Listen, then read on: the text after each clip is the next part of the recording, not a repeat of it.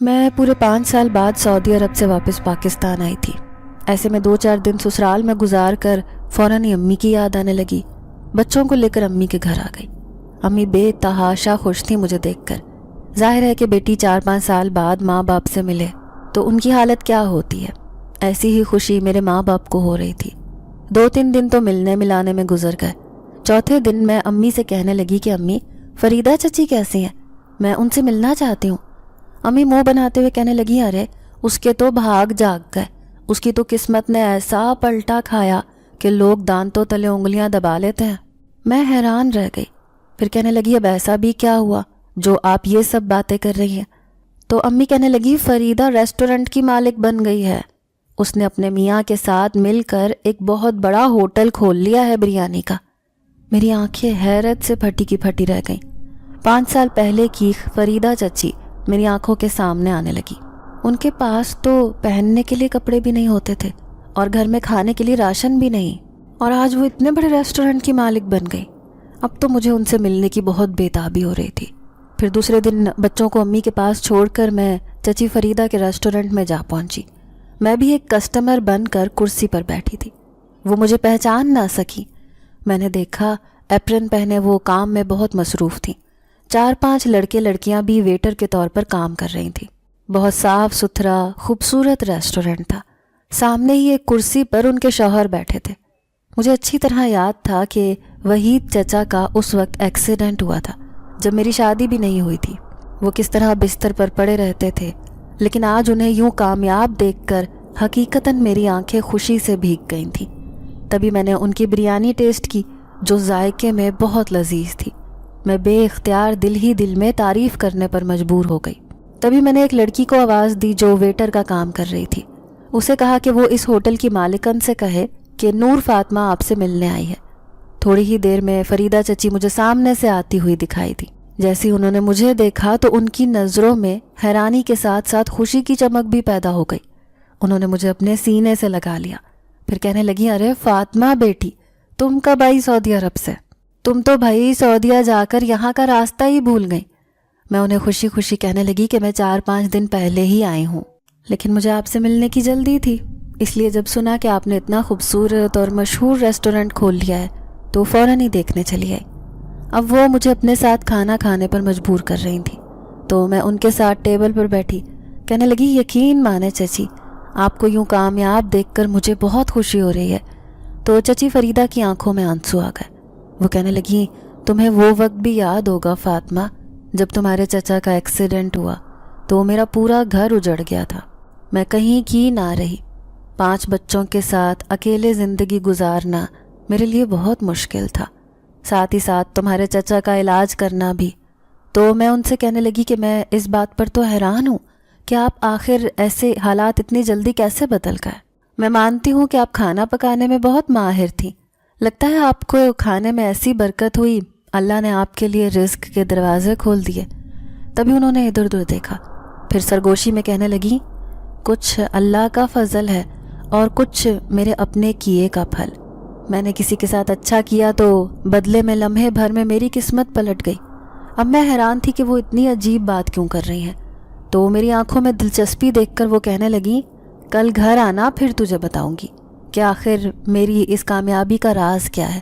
اس کے پیچھے ایک بہت بڑی وجہ ہے، ایسی وجہ جو میں نے آج تک کسی کو بھی نہیں بتائی۔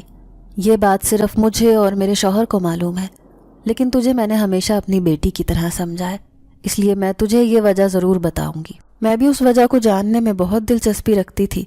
پھر دوسرے دن مجھ سے صبر نہ ہوا اور میں فوراً ہی فریدہ چچی کے پاس جا پہنچی۔ ان کے گھر کے حالات بھی بہت اچھے ہو گئے تھے۔ ان کے سارے بچے مجھ سے چھوٹے تھے جو کہ اسکول اور کالج میں اچھی تعلیم حاصل کر رہے تھے۔ میں انہیں دیکھ کر بہت خوش ہوئی۔ پھر وہ مجھے اپنے کمرے میں لے کر چلی آئیں۔ چچا گھر پر نہیں تھے بلکہ وہ ریسٹورنٹ میں تھے، لیکن آج فریدہ چچی گھر پر تھیں۔ انہوں نے میری دعوت کی تھی۔ کھانا کھانے کے بعد میں ان کے کمرے میں آ گئی اور ان کی تصویریں نکال کر دیکھنے لگی جن میں بھی موجود تھی۔ فریدہ چچی ہمارے پڑوس میں ہی رہتی تھیں۔ وہ ابو کی کزن تھی، لیکن ان کے گھر کے حالات بہت خراب تھے۔ امی کا رویہ بھی ان کے ساتھ اتنا اچھا نہیں تھا، لیکن مجھے ان کے حالات دیکھ کر بہت دکھ ہوتا تھا۔ 5 بچوں کے ساتھ وہ ایک کمرے کے گھر میں رہتی تھیں۔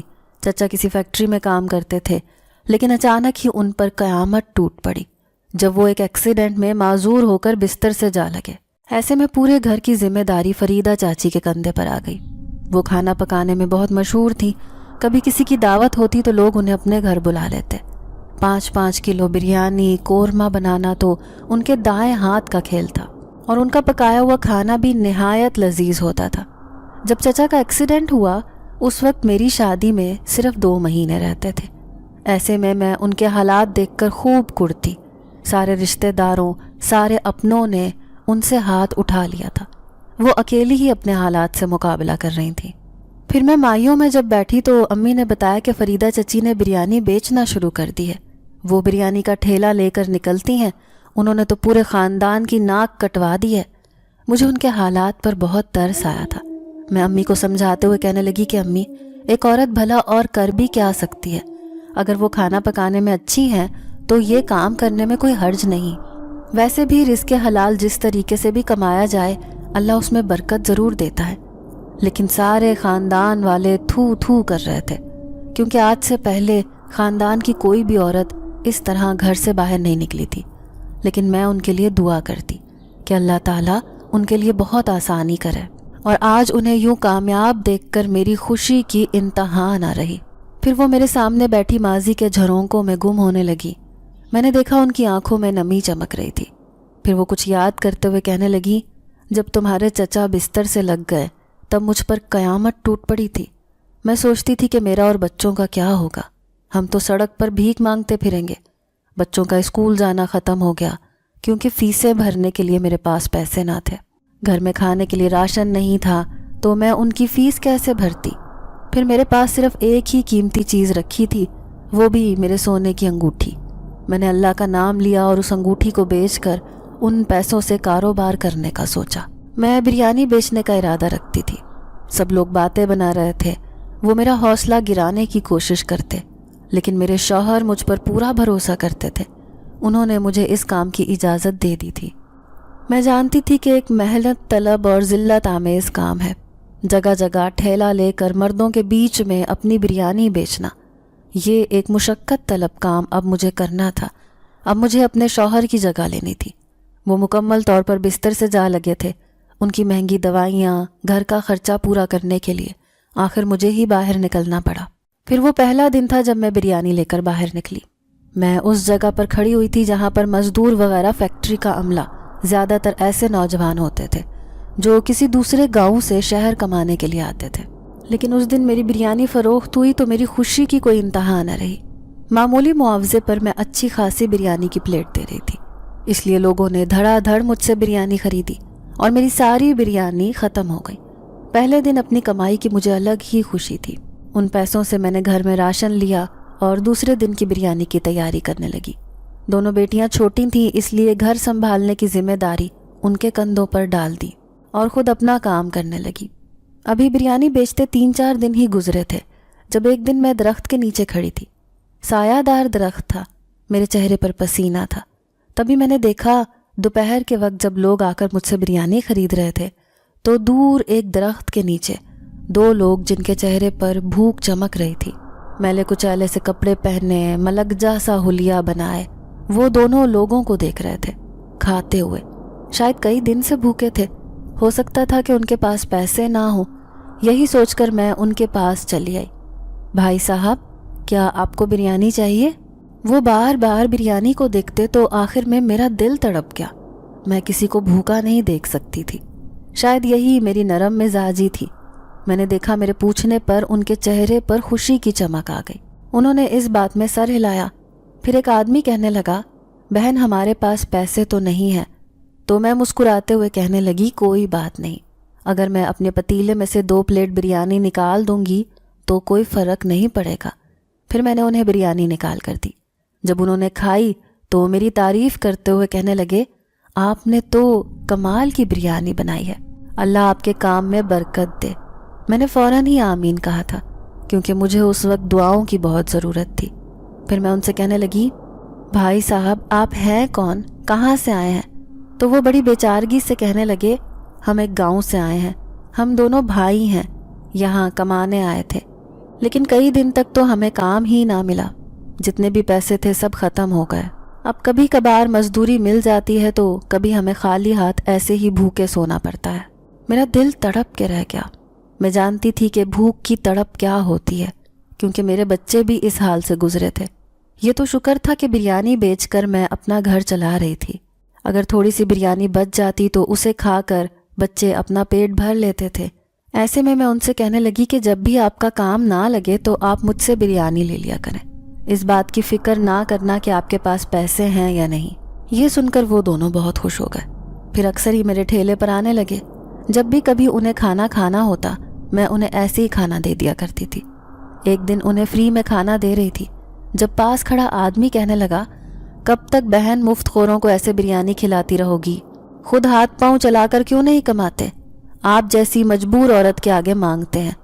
تو میں اس آدمی کو ڈانٹتے ہوئے کہنے لگی، بھائی صاحب ایسا مت کہیں، کوئی اندر سے کتنا مجبور ہے یہ ہمیں نہیں معلوم۔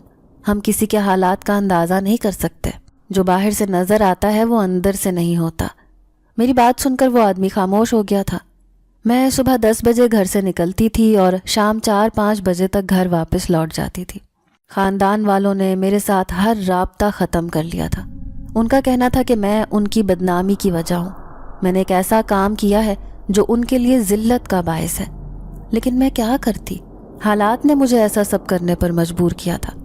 ویسے تو خاندان والے مجھے غریب عورت سمجھ کر اپنی ہر تقریب میں بلا کر کھانا پکواتے تھے، وہ بھی مفت میں۔ لیکن آج جب میں اپنا کھانا بیچ رہی تھی، اپنا ذائقہ لوگوں کو کھلا رہی تھی، تو انہیں اس بات پر اعتراض تھا۔ مجھے صرف اپنے شوہر کی فکر تھی، کیونکہ وہ بستر سے جا لگے تھے۔ ابھی ان کی اتنی عمر بھی نہ تھی اور بچے بھی چھوٹے تھے۔ 5 بچوں کے ساتھ اس مہنگائی کے دور میں گزارا کرنا بہت مشکل تھا۔ بس میں دعا کرتی کہ کسی طرح میرا شوہر ٹھیک ہو جائے۔ ان کی دونوں ٹانگیں جو حادثے کی وجہ سے کام کرنا چھوڑ گئی تھیں، اگر ان کا علاج ہو جاتا تو وہ پھر سے چلنے پھرنے لگتے، لیکن مہنگے علاج کے لیے بھی ہزاروں روپے چاہیے تھے، جو اس وقت میرے پاس بالکل بھی نہیں تھے۔ اور پھر چھوٹے بچوں کا ساتھ تھا، انہیں بھی اچھی خوراک کی ضرورت تھی۔ لیکن ایک بات مجھے بڑا حیران کرتی تھی، میں جب بھی جہاں بھی اپنی بریانی بیچنے جاتی تو وہ دونوں بھی مجھے کہیں نہ کہیں دکھائی دے جاتے اور فوراً ہی بریانی کھانے آ جاتے۔ نہ جانے وہ کیا کام کرتے یا کسی دوسری جگہ کرتے تھے، لیکن انہیں کیسے پتہ چلتا کہ میں آج یہاں پر بھی بریانی سیل کر رہی ہوں؟ اس بات کی مجھے کبھی خبر نہیں ہوئی تھی۔ پھر ایک دن میں بریانی سیل کر کے گھر کی طرف جا رہی تھی، آہستہ آہستہ ٹھیلا گھسیٹتی اس سنسان سڑک سے گزر رہی تھی، جب ایک نوجوان میرے قریب آ کر رکا۔ اس نے ہیلمٹ پہن رکھا تھا۔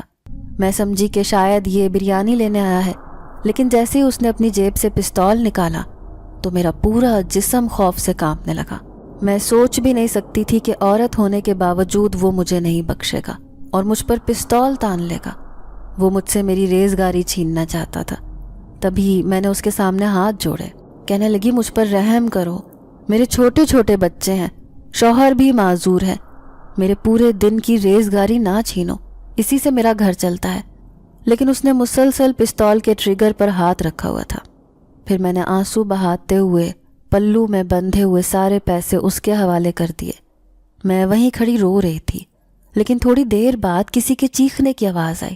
میرا دل دہل کے رہ گیا، کہیں اس نوجوان نے کسی اور کو تو نہیں نشانہ بنا دیا۔ یہی دیکھنے کے لیے جیسے ہی میں پلٹی تو میرے پیروں تلے سے زمین نکل گئی۔ سامنے وہی 2 آدمی چلتے ہوئے آ رہے تھے، ان کے چہرے پر مسکراہٹ تھی۔ پھر ان میں سے ایک کہنے لگا، یہ لو میری بہن تمہارے پیسے، ہم نے اس لڑکے سے چھین لیے۔ لیکن آپ نے کیسے کیا یہ سب؟ اس کے ہاتھ میں پستول تھی۔ تو وہ دوسرا عجیب انداز میں مسکراتے ہوئے کہنے لگا، ہم سب کچھ کر سکتے ہیں، لیکن آپ اتنی اچھی عورت ہیں، اس لیے ہمیں آپ کی مدد کرنا چاہیے تھی۔ میں ان کی شکر گزار تھی۔ آج سچ میں ہی ایسے لگا جیسے مجھے کسی نیکی کا صلہ مل گیا ہو۔ میں ان کا شکریہ ادا کر رہی تھی، تب ان میں سے ایک آدمی نے میرے سر پر ہاتھ رکھا، کہنے لگا، تمہیں جو بھی کوئی پریشانی ہوگی، ہم کبھی تمہارے اوپر کوئی پریشانی نہیں آنے دیں گے۔ ہم وہاں سے آئے ہیں جہاں پر سب ایک دوسرے کی مدد کرتے ہیں، جہاں پر انسانیت کا لحاظ ہے۔ لیکن اس شہر کے انسانوں کو تو دیکھتے ہیں تو حیران ہوتے ہیں، وہ تو نہایت ہی گر چکے ہیں۔ میں ٹھنڈی سانس بھر کر کہنے لگی، ہاں آج کل کے حالات بہت خراب ہیں، کوئی کسی کا بھی نہیں، لیکن بھائی آپ کا بہت شکریہ جو آپ نے میری اتنی مدد کی۔ تب وہ دوسرا آدمی کہنے لگا، آپ کا شوہر نہیں ہے؟ آخر وہ کیوں کام نہیں کرتے؟ پھر میں ٹھنڈی سانس بھر کر انہیں اپنی ساری کہانی سنانے لگی اور بتایا کہ میں کس طرح ایک مجبور عورت ہوں، میرے سر پر کوئی بھی کمانے والا نہیں ہے، میرے خاندان والے اسی بات پر مجھ سے ناراض ہیں۔ تو وہ دونوں آدمی تسلی دیتے ہوئے کہنے لگے، محنت کرنے میں کوئی شرم نہیں، بھلے ہی لوگ اس بات پر اعتراض کر لیں، لیکن آپ نے محنت کرنی نہیں چھوڑنی۔ ہم بھی تو آخر کمانے کے لیے اپنے گاؤں سے اتنی دور شہر آئے ہیں، ہمارے بھی بیوی بچے ہیں جو ہمارا انتظار کرتے ہیں، لیکن پھر بھی مجبوریوں نے ہمیں یہاں باندھ رکھا ہے۔ پھر وہ دونوں مجھے گھر تک چھوڑ کر چلے گئے۔ گھر جا کر میں نے اپنے شوہر کو بتایا کہ کس طرح آج ایک ڈاکو میرے پیچھے لگ گیا تھا، کہیں وہ مجھے جان سے نہ مار دے، اسی لیے میں نے اسے اپنے سارے پیسے دے دیے۔ لیکن 2 آدمیوں نے میری مدد کی، تو میرا شوہر کہنے لگا، اب تم احتیاط کیا کرو، حالات اچھے نہیں ہیں، اگر پیسے چھین رہے تھے تو جانے دیتی، لیکن جان سے پیارے نہیں ہوتے۔ میرے شوہر مجھ سے بہت محبت کرتے تھے، لیکن آج کتنے مجبور ہیں۔ انہیں یوں بستر پر بے بسی کی حالت میں پڑا ہوا دیکھ کر میرا کلیجہ پھٹتا تھا۔ پھر تھوڑے ہی دن بعد خاندان میں شادی کی خبر آئی کہ نور فاطمہ جو رشتے میں میری بھتیجی لگتی تھی اس کی شادی ہے، لیکن ان کے گھر سے ہمارے گھر دعوت نامہ نہ آیا۔ میں جانتی تھی کہ نور فاطمہ کی ماں اسے پسند نہیں کرتی، کیونکہ پہلے کبھی اس کا باپ مجھ میں دلچسپی رکھتا تھا، لیکن جب ہم دونوں کی شادی نہ ہوئی، لیکن میرے دل میں ایسی کوئی بات نہیں تھی۔ میرے ماں باپ نے اسے رشتہ نہ دیا، بلکہ میری شادی میرے شوہر سے ہو گئی اور میں اس کے ساتھ اپنی زندگی ہنسی خوشی گزارنے لگی۔ لیکن نور فاطمہ کی ماں کے دل میں ابھی تک یہ بات تھی کہ اس کا باپ مجھے پسند کرتا تھا، اب اسے ناراضگی کا بہانہ چاہیے تھا۔ اور پھر جب سے میں نے بریانی بیچنے لگی تھی، تبھی سے انہوں نے ہم سے ملنا جلنا چھوڑ دیا تھا۔ ایسے میں تو میں اسے دعائیں دے کر آتی، آخر کو وہ اتنی پیاری بچی تھی، اپنی ماں کی ناراضگی کے باوجود میرا حال چال پوچھنے آ جاتی تھی۔ لیکن اب اتنے دنوں سے شادی کی تاریخ پکی ہو گئی تھی، اسی لیے وہ مجبوری میں گھر سے نہیں نکل رہی تھی۔ لیکن رخصتی والے دن میں اسے ڈھیروں دعائیں اور ساتھ ہی 1000 روپیہ دے کر گئی۔ میری طرف سے یہ اس کی شادی کا تحفہ تھا۔ انہوں نے مجھے شادی میں نہیں بلایا، صرف اس وجہ سے کیونکہ میں ایک بریانی بیچنے والی عورت تھی، جس نے گھر کی مجبوریوں کو سمجھتے ہوئے اپنے حالات سے سمجھوتا کر لیا تھا، لیکن لوگوں کی نظروں میں میرا مقام گر گیا تھا۔ پھر بھی مجھے کوئی پرواہ نہیں تھی۔ پھر اس دن موسم بہت خراب تھا، تبھی میرے بچے کہنے لگے، امی آج باہر نہ آ جائیں، لیکن میں نے بریانی بنا کر تیار کر لی تھی۔ ایسے سہانے موسم نے تو لوگ زیادہ مجھ سے بریانی خریدتے تھے، تو میرا جانا لازمی تھا۔ پھر میرا شوہر کہنے لگا کہ اتنے کیچڑ اور بارش میں کیسے ٹھیلے کو گھسیٹو گی، میری بات مانو، آج عامر کو اپنے ساتھ لے جاؤ۔ وہ مجھے میرے چھوٹے بیٹے کو ساتھ لے جانے کا کہہ رہا تھا، لیکن میں تو مر کر بھی اسے اپنے ساتھ نہ لے کر جاتی۔ میں سوچ بھی نہیں سکتی تھی کہ میرا ننھا بیٹا عامر اس عمر میں میرے ساتھ مزدوری کرے۔ میں نہیں چاہتی تھی کہ اس کے ذہن پر اپنی ماں کو کام کرتے ہوئے دیکھ کر کوئی غلط اثر پڑے، اس لیے میں نے اپنے شوہر سے کہا کہ آپ فکر نہ کریں، بس جیسے ہی بریانی سیل ہوگی میں فوراً گھر آ جاؤں گی۔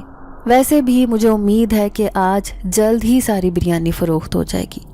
ان سب کو تسلی دے کر میں گھر سے نکل آئی، لیکن ابھی بیچ راستے میں ہی آئی تھی جب مجھے اپنے فیصلے پر پچھتاوا ہونے لگا۔ میں سمجھ گئی تھی کہ آج حالات اچھے نہیں، زمین پر حد سے زیادہ پھسلن تھی، کیونکہ ٹھیلا بھی نہ گھسیٹا جا رہا تھا، گھر سے فیکٹریوں کا فاصلہ اچھا خاصا تھا، بیچ میں ایک اونچی نیچی سی سڑک آتی تھی جس کے آس پاس درخت اور جھاڑیاں تھیں۔ میں وہیں سے گزر رہی تھی جب اچانک سڑک پر پھسلن ہونے کی وجہ سے میرا ٹھیلا گھسٹنے کے بجائے الٹ گیا اور ساری بریانی سڑک پر جا گری۔ یہ دیکھ کر تو مجھ پر قیامت ٹوٹ پڑی۔ میری 1000 روپے کی بریانی تھی، بریانی تیار ہونے میں بھی اچھی خاصی لاگت آتی تھی، تھوڑا بہت منافع ملتا تھا، اسی سے تو گھر چلتا تھا، لیکن آج تو میرا اتنا بڑا نقصان ہو گیا تھا۔ میں وہیں بیٹھ کر رو رہی تھی، سوچ بھی نہیں سکتی تھی کہ آج میں خالی ہاتھ گھر جاؤں گی، کیسے بچوں کے مایوس چہرے دیکھوں گی، شوہر کو کیسے بتاؤں گی کہ آج میرا منافع ہونے کے بجائے مجھے بہت بڑا نقصان ہو گیا۔ میں وہیں بیٹھی زاروں قطار رو رہی تھی جب مجھے سامنے سے وہی 2 آدمی چلتے ہوئے نظر آئے۔ اس آدمی نے مجھے روتے ہوئے دیکھا تو کہنے لگا، بہن کیوں فکر کرتی ہو؟ بریانی گر گئی ہے تو اللہ تعالیٰ آپ کو اور رزق کا ذریعہ عطا کرے گا۔ میں روتے روتے کہنے لگی، ایسا ممکن نہیں، آپ نہیں جانتے کہ اس کھانے سے ہی میرا گھر چلتا ہے۔ آج تو میرا اتنا بڑا نقصان ہو گیا ہے، اس نقصان کو پورا کرنے میں مجھے پورا 1 مہینہ لگ جائے گا۔ گھر میں ایسی کوئی چیز بھی نہیں ہے جسے بیچ کر میں اپنا نقصان پورا کر لوں۔ میں حد سے زیادہ مایوس تھی، رو رو کر میری حالت بری ہو گئی۔ تبھی دوسرے آدمی نے جیب سے ایک چیز نکالی اور میرے ہاتھ پر رکھ لی، یہ لو، اس سے اپنا نقصان پورا کر لینا۔ اس چیز کو دیکھ کر میں حیرت سے بت بن گئی۔ وہ خوبصورت قیمتی انگوٹھی بالکل سونے کی لگ رہی تھی۔ میں حیران تھی کہ وہ یہ انگوٹھی اور وہ بھی اتنی قیمتی مجھے کیوں دے رہا ہے۔ میری آنکھوں میں سوال دیکھ کر وہ کہنے لگا، اس انگوٹھی کو بیچ کر آپ کا نقصان پورا ہو جائے گا، لیکن یہ انگوٹھی یقیناً آپ کی بیوی کی ہوگی۔ نہیں، میں یہ انگوٹھی نہیں لے سکتی۔ میں نے اس انگوٹھی کو لینے سے صاف انکار کر دیا۔ تبھی دوسرا آدمی مسکرایا، کہنے لگا، اچھا ٹھیک ہے، یہ دیکھو، ان میں سے کوئی انگوٹھی لے لو۔ تبھی اس نے اپنا ہاتھ جیب میں مارا اور جیسے ہی باہر نکالا تو میرے رونگٹے کھڑے ہو گئے۔ ایسی 5 انگوٹھیاں اس کی ہتھیلی پر رکھی تھی۔ اب میں پریشان ہو گئی۔ وہ دونوں تو عجیب پہیلی کی طرح میرے سامنے کھڑے تھے۔ ایک طرف تو اتنے غریب تھے کہ ان کے پاس کھانے کے لیے پیسے بھی نہیں ہوتے تھے، ہر روز میرے ٹھیلے پر کھانا کھانے آتے تھے، لیکن آج اتنی ڈھیر ساری سونے کی انگوٹھیاں دیکھ کر مجھے شک ہو رہا تھا کہ کہیں یہ دونوں کوئی چور ڈاکو تو نہیں۔ اس لیے میں بری طرح گھبرا گئی۔ میرے چہرے کے تاثرات دیکھ کر وہ دونوں ہنس رہے تھے، کیونکہ میں ان سے بہت خوف زدہ ہو رہی تھی۔ ایسے لگ رہا تھا کہ یہ دونوں ڈاکو ہیں جو آنے جانے والے لوگوں سے ان کی مالیت کی چیزیں اور پیسے وغیرہ لوٹتے ہیں۔ میرے چہرے پر خوف دیکھ کر وہ کہنے لگے، گھبراؤ مت بہن، ہم تمہاری دنیا کے لوگ نہیں ہیں، ہم بہت دور سے آئے ہیں۔ کیا مطلب ہے آپ کا؟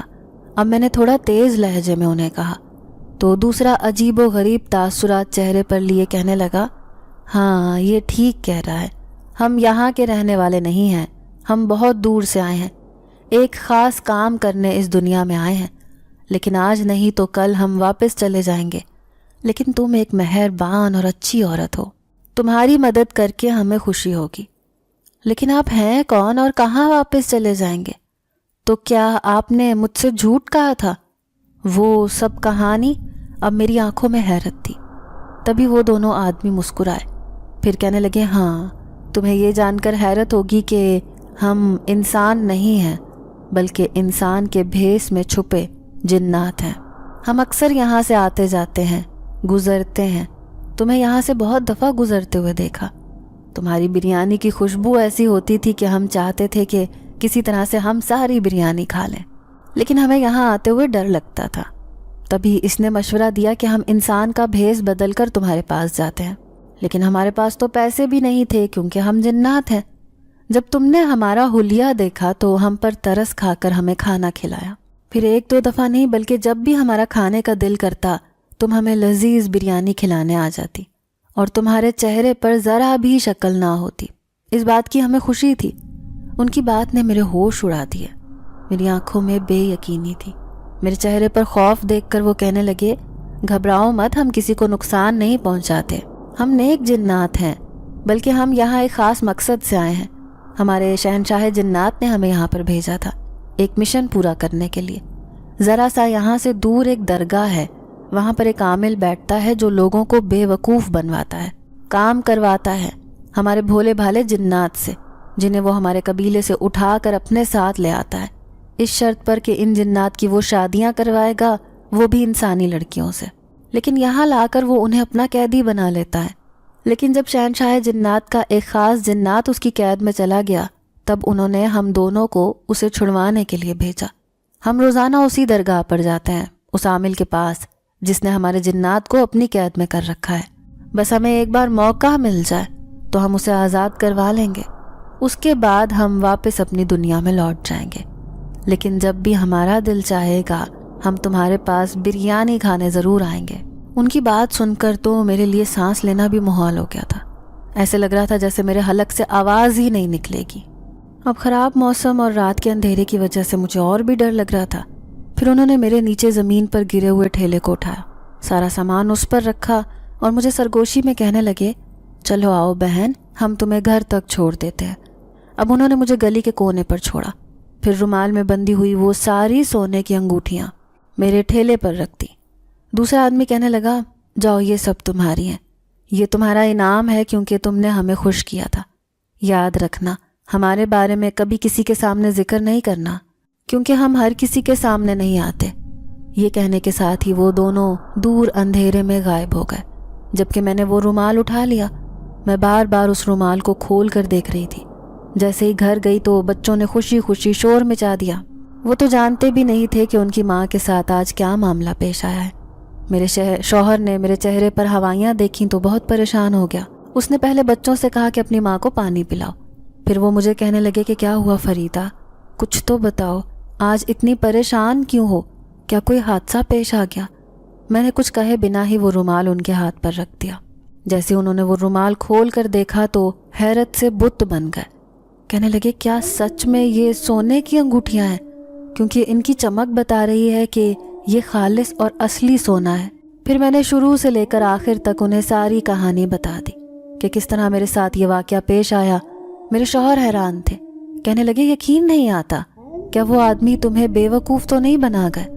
تو میں اپنے شوہر سے کہنے لگی کہ اگر انہیں مجھ سے کوئی مطلب ہوتا تو مجھ سے جھوٹ کہتے، نہ مجھ غریب عورت سے ان کا کیا لینا دینا۔ تو پھر جیسے ہی میں نے وہ ساری سونے کی انگوٹھیاں فروخت کی تو پیسوں کی تعداد لاکھوں میں تھی۔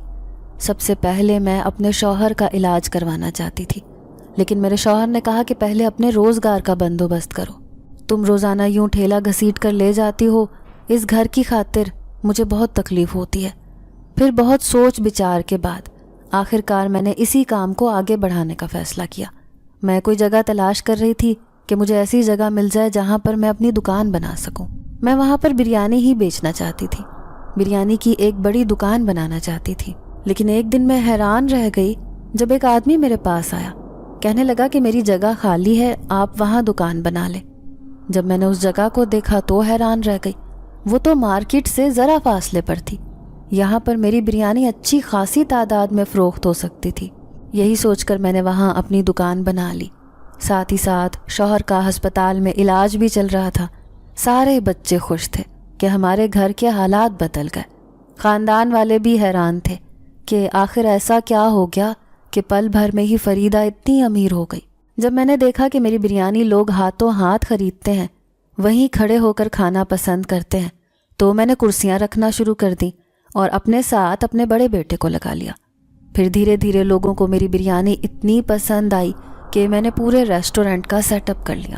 اب میں ایک اچھی جگہ خریدی، وہاں پر اپنا ریسٹورنٹ بنا لیا۔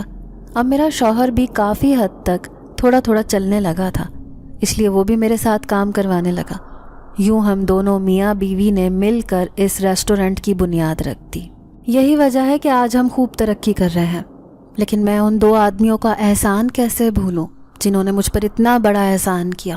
وہ آدمی کی شکل میں جنات تھے، لیکن آج بھی میں کبھی کبھار سوچتی ہوں کہ خدا چھوٹی چھوٹی نیکیوں کا کتنا بڑا صلہ دیتا ہے کہ اس کے حالات پل بھر میں ہی بدل جاتے ہیں، جیسے کہ میرے ساتھ ہوا تھا۔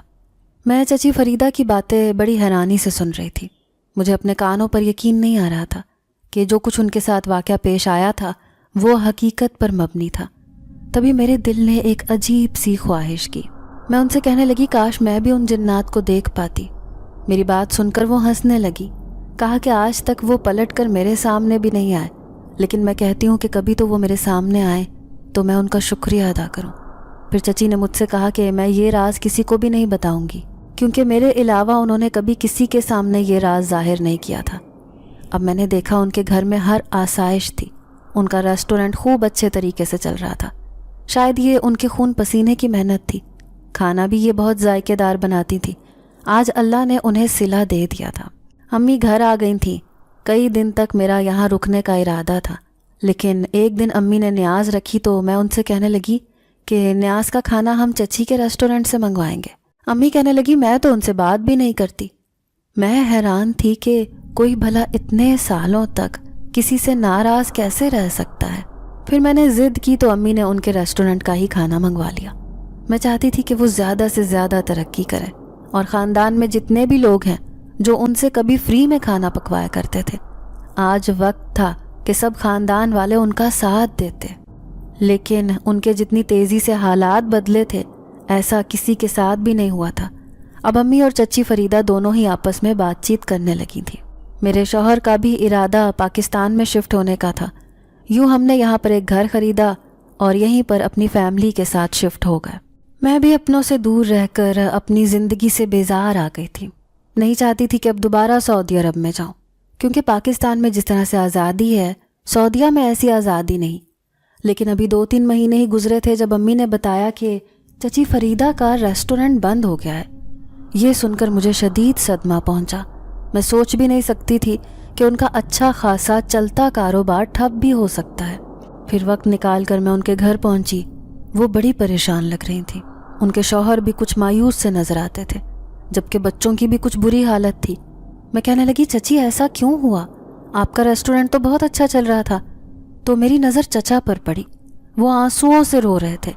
یہ دیکھ کر پریشانی کے مارے میری حالت بری ہو گئی۔ تو چچی فریدہ کہنے لگیں کہ نہ جانے ایک رات ایک آدمی آیا، اس کے ساتھ کافی سارے لوگ تھے۔ انہوں نے آ کر ریسٹورنٹ پر توڑ پھوڑ کی اور ہمیں دھمکی دی کہ اگر یہ ہوٹل بند نہیں کیا تو وہ ہم دونوں میاں بیوی کو جان سے مار ڈالیں گے۔ یہ سن کر میں نے اپنے منہ پر ہاتھ رکھ لیا۔ میں کہنے لگی، چچی وہ آدمی کون تھا اور ایسا کیسے کر سکتے ہیں؟ پھر وہ پریشانی سے روتے ہوئے کہنے لگیں کہ میں یہ تو نہیں جانتی، بس اس دن کے بعد سے میں نے ریسٹورنٹ بند کر دیا۔ اب مجھے یہ خوف کھائے جاتا ہے کہ کہیں وہ گھر تک نہ پہنچ جائے۔ نہیں ایسا کچھ نہیں ہوگا۔ میں مسلسل انہیں تسلیاں دے رہی تھی۔ پھر میں نے اکیلا پا کر چچی فریدہ سے کہا کہ آپ ان کی مدد کیوں نہیں لیتی؟ انہوں نے چونک کر مجھے دیکھا تو میں انہیں سمجھاتے ہوئے کہنے لگی کہ انہوں نے آپ سے کہا تھا کہ وہ ہر پریشانی میں آپ کے ساتھ کھڑے رہیں گے، تو ابھی وقت ہے، آپ ان سے بات کریں، کسی طرح سے ان تک پیغام پہنچے کہ آپ پریشان ہیں۔ وہی اس آدمی کا مقابلہ کر سکتے ہیں، اور کوئی نہیں ہے جو نہ جانے کیوں آپ سے دشمنی پر تلا ہوا ہے۔ اب چچی فریدہ کے چہرے پر گہری سوچ کی پرچھائی تھی۔ وہ کہنے لگی، لیکن مجھے ڈر لگتا ہے کہ کوئی اور اس راز کے بارے میں نہ جان لے، جو راز میں نے سب سے چھپا کے رکھا ہے۔ میں انہیں تسلی دیتے ہوئے کہنے لگی کہ ایسا کچھ نہیں ہوگا، بس آپ کسی طرح سے ان سے رابطہ کریں۔ پھر چچی سوچتے ہوئے کہنے لگیں کہ مجھے وہ راستہ تو اچھی طرح سے یاد ہے جہاں پر میری ان سے ملاقات ہوتی تھی، لیکن یہ نہیں معلوم کہ ان کا قبیلہ کہاں آباد ہے یا وہ کہاں رہتے ہیں۔ نہ جانے وہ مجھے پہچانیں گے بھی یا نہیں، کیونکہ اس بات کو کئی سال بیت گئے ہیں۔ تو میں چچی سے کہنے لگی کہ وہ آپ کو ضرور پہچانیں گے، آپ ایک بار ان سے دوبارہ رابطہ کر کے دیکھیں، وہی اس آدمی کو سبق سکھا سکتے ہیں۔ پھر میں واپس گھر لوٹ آئی، لیکن میرا ذہن اسی بات کو سوچنے میں مصروف تھا کہ نہ جانے چچی فریدہ نے ان سے رابطہ کیا ہوگا یا نہیں۔ پھر کئی مہینے گزر گئے، میرا ریسٹورنٹ کی طرف جانا نہیں ہوا۔ لیکن ایک دن ہم دونوں میاں بیوی ایک شادی سے واپس آ رہے تھے، تبھی راستے میں مجھے وہ ریسٹورنٹ نظر آیا۔ لیکن آج یہاں پر رش دیکھ کر مجھے نہایت خوشی ہوئی۔ میں نے فوراً ہی اپنے شوہر سے کہا کہ گاڑی روکیں، مجھے کسی سے ملاقات کرنی ہے۔ پھر سامنے دیکھا تو وہ دونوں میاں بیوی کام کرنے میں مصروف تھے۔ میں خوشی سے کہنے لگی، چچی فریدہ، آخر آپ کا مسئلہ حل ہو گیا؟ مجھے تو بتائیں کہ آخر آپ نے ایسا کیا کیا؟ تو وہ سرگوشی میں کہنے لگی، یہاں نہیں بتا سکتی، اس بات کا راز جاننے کے لیے کل تم میرے گھر آنا۔ میں نے ان سے وعدہ کر لیا تھا کہ میں ان کے گھر ضرور آؤں گی۔ پھر انہیں دوبارہ پہلے کی طرح ہنستا مسکراتا دیکھ کر میں بہت خوش ہوئی تھی۔ پھر دوسرے دن میں نے اپنے بیٹے کو ساتھ لیا اور شوہر کے جانے کے بعد چچی کے گھر آ گئی، چائے وغیرہ پی، پھر امی سے ملنے چلی گئی۔ لیکن میں نے رات کو آنے کا وعدہ کیا تھا۔ پھر جیسے ہی رات ہوئی تو میں دوبارہ چچی فریدہ کے پاس پہنچ گئی۔ اب ہم دونوں کمرے میں موجود تھے۔ پھر وہ نہایت پراسرار لہجے میں کہنے لگی، تمہیں وہ بات کہنے کے بعد میں اسی جگہ پر گئی تھی، لیکن مجھے وہاں ایک فقیر بیٹھا ہوا نظر آیا۔ اس نے میرے چہرے پر پریشانی دیکھ لی۔ اب میں کسی سے کیسے پوچھتی، کیونکہ مجھے کسی سے پوچھتے ہوئے بھی ڈر لگ رہا تھا۔ لیکن اس نے جیسے ہی پہلے ہی میرے چہرے پر پریشانی پڑھ لی۔ کیا تم کسی کو تلاش کرتی ہوئی یہاں آئی ہو؟ فقیر مجھ سے پوچھ رہا تھا۔ میں نے ہاں میں جواب دیا تو کہنے لگا، یہاں سے سیدھی جو پگڈنڈی اندر کی طرف جا رہی ہے، وہاں پر ایک پرانا گیسٹ ہاؤس نظر آئے گا، اسی میں وہ آباد ہے. اگر وہ تمہیں جانتے ہوں گے تو تمہارے سامنے خود کو ظاہر کر لیں گے. فقیر کی بات مان کر میں اسی طرف چلی آئی. مجھے اس خوفناک اور گھنے جنگل میں ڈر بھی لگ رہا تھا، لیکن مجھے اپنا کام بھی کروانا تھا.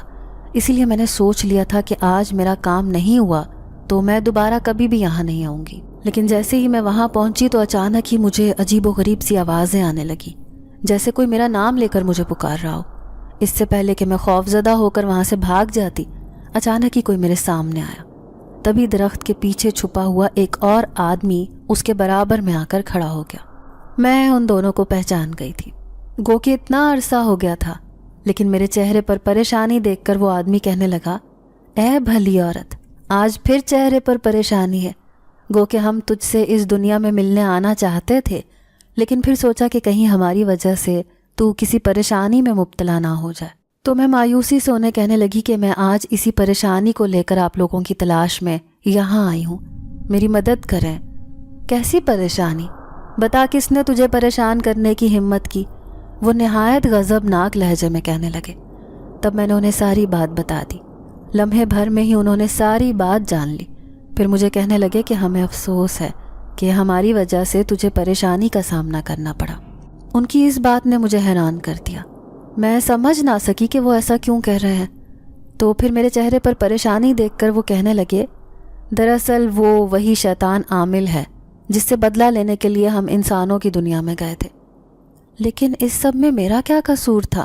اس نے میرے ریسٹورنٹ پر حملہ کیوں کیا؟ تو ان میں سے ایک جن ذات کہنے لگا، دراصل وہ سونے کی انگوٹھیاں اسی عامل کی تھیں. کیا؟ اس بات نے میرے رونگٹے کھڑے کر دیے. تو دوسرا جن ذات مسکراتے ہوئے کہنے لگا، شہنشاہ جنات کے کہنے پر ہم نے دوسرے جن ذاتوں کو اس عامل سے بچا لیا تھا، لیکن اس نے ان پر نہ جانے کیا عمل کر کے رکھا ہوا تھا. لیکن ہمیں اپنے سردار کا کام کر کے ہر حال میں واپس جانا تھا. اگر ہم ایسے ہی ادھورا کام کر کے جاتے تو سردار ہم سے ناراض ہو جاتا. اسی لیے ایک رات ہم چپکے سے اس کے آستانے میں گئے تو وہ گہری نیند سو رہا تھا، لیکن اس کی سونے کی انگوٹھیاں جو ہر وقت اپنی ساری انگلیوں میں پہن کر رکھتا تھا وہ اس کے سرہانے ہی رکھی تھی.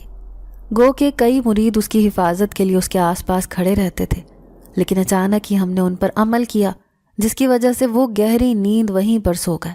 اب ہمیں اپنا ساتھی تو نظر نہیں آیا تھا، لیکن اس عامل کی وہ ساری انگوٹھیاں اٹھا کر ہم اپنے ساتھ لے گئے. وہ انگوٹھیاں اس عامل کے لیے بہت قیمتی تھی، اس لیے اس بات پر وہ بہت چیخنے لگا. اس کا شک اپنے مریدوں پر تھا، لیکن پھر تھوڑی ہی دیر بعد اسے معلوم ہو گیا کہ یہ سب ہم نے کیا ہے. اب اس نے ہم دونوں کو اپنے سامنے حاضر کیا. پھر ہم نے اس پر شرط رکھی کہ یا تو وہ ہمارے ساتھی کو ہمارے حوالے کر دے یا پھر اپنی انگوٹھیوں کو اپنے آپ سے دور کر دے. لیکن وہ انگوٹھیاں اس نے بڑے جتن سے حاصل کی تھی اور وہ کسی کی دی ہوئی خاص انگوٹھیاں تھیں. یوں اس نے ہمارے جنات کو آزاد کر دیا، لیکن ہمارے سردار نے خاص ہدایت دی تھی کہ جب تک یہ انگوٹھیاں اس کے پاس رہیں گی یہ ایسے ہی جن زادوں کو اپنے پاس موکل بنا کے رکھے گا. اس لیے کسی صورت بھی یہ انگوٹھیاں اس کے حوالے نہیں کرنی. ہم نے تمہاری ضرورت محسوس کر کے وہ سونے کی انگوٹھیاں تمہارے حوالے کر دیں. تم نے بھی یقیناً کہیں آگے بیچ دی ہوں گی، لیکن آج اسے پتہ چل گیا کہ وہ انگوٹھیاں کہاں گئی تھیں. تبھی وہ تم سے انگوٹھیاں حاصل کرنے کے لیے آیا تھا. لیکن جب اسے یہ پتہ چلا کہ تم نے وہ انگوٹھیاں بیچ کر اس پر ریسٹورنٹ قائم کر لیا ہے، تبھی اس نے وہاں پر توڑ پھوڑ کی. لیکن اب اس سے بدلہ لینے کا وقت ہے، اس لیے ہم اسے سبق سکھا کر رہیں گے. ان کی بات سن کر میں گھبرا گئی. پھر ان سے کہنے لگی کہ اسے نقصان پہنچانے کی ضرورت نہیں ہے، کیونکہ میں ایک سیدھی سادی عورت ہوں، کسی کا برا نہیں چاہتی. جنزاد یہ سن کر مسکرائے تھے. پھر کہنے لگے، ہاں ہم جانتے ہیں کہ تم ایک اچھی عورت ہو، تم کسی کے ساتھ کبھی کوئی برا سلوک نہیں کر سکتی. لیکن وہ عامل دوبارہ کوئی برا کام نہ کرے، اس لیے ہم اسے اس قدر ڈرائیں گے کہ وہ خود تم سے معافی مانگنے آئے گا. اب میں پریشان چہرہ لیے گھر لوٹ آئی. ایک بار پھر خاندان میں باتیں ہونے لگیں کہ آخر اس نے ایسا کیا کیا ہے کہ اس کا سب کچھ برباد ہو گیا. لیکن پھر 2-3 دن بعد اچانک آدھی رات کو دروازے پر دستک ہوئی. میں نے دیکھا وہ نقاب پوش عامل تھا جو مجھ سے کہنے لگا، بی بی تم اپنا ریسٹورنٹ کھول لو دوبارہ، میں کبھی ایسی غلطی دوبارہ نہیں کروں گا. میں سمجھ گئی کہ ان جنات نے اس کے ساتھ کچھ ایسا کیا ہے جس کی وجہ سے یہ الٹے قدموں مجھ سے معافی مانگنے آیا ہے. اب دوسرے ہی دن میں نے اپنے ریسٹورنٹ کا آغاز کر دیا. گو کہ مار پیٹ اور توڑ پھوڑ کی وجہ سے کافی حد تک ہم دونوں میاں بیوی کی بدنامی ہو چکی تھی، لیکن آہستہ آہستہ دوبارہ سے ہمارے کسٹمرز نے اس ریسٹورنٹ میں آنا شروع کر دیا، اور یہی ہمارے لیے بہت تھا۔ آج نہیں تھا تو کل سے پھر ہمارا ریسٹورنٹ دوبارہ ویسے چلنے لگا تھا جیسا پہلے چلتا تھا۔ میں چچی فریدہ سے کہنے لگی کہ آپ کی ہمت کو میں داد دیتی ہوں، کیسے آپ نے اپنے برے حالات کا سامنا کیا اور کبھی اپنے حالات سے ہار نہیں مانی۔ کاش زندگی میں ہر انسان کسی دوسرے کا برا سوچنے کے بجائے اپنے حالات کو بہتر کرنے کی کوشش کرے تو وہ ضرور کامیاب ہو جائے۔ اب ان سے اچھا خاصا تجربہ حاصل کر کے میں اپنے گھر واپس آ گئی تھی، لیکن آج بھی کبھی کبھار ان کی خبر گیری کرنے جاتی ہوں، کیونکہ وہ ایک ہمت والی عورت ہیں جنہوں نے اپنے شوہر کو کبھی اس بات کا طعنہ نہیں دیا کہ وہ معذور ہو کر گھر بیٹھے ہیں، بلکہ ان کا سہارا بن گئی اور ایک دن انہیں اپنے قدموں پر کھڑا کر دیا۔ پھر سوچتی ہوں کہ وہ جنات بھی بہت نیک تھے جنہوں نے چچی فریدہ کی خفیہ مدد کی، ورنہ آج کل تو انسان ایک دوسرے کی مدد نہیں کرتا۔ اکثر پڑوسی بھی بھوکے سوئے رہتے ہیں لیکن کوئی اس کی خبر گیری نہیں کرتا۔ چچی فریدہ نے بھی کسی بھوکے پر ترس کھا کر ایسے اسے کھانا کھلایا تھا، تو اللہ نے انہیں اس کا بہت بڑا صلہ دیا اور آج وہ ایک کامیاب ترین عورت ہیں۔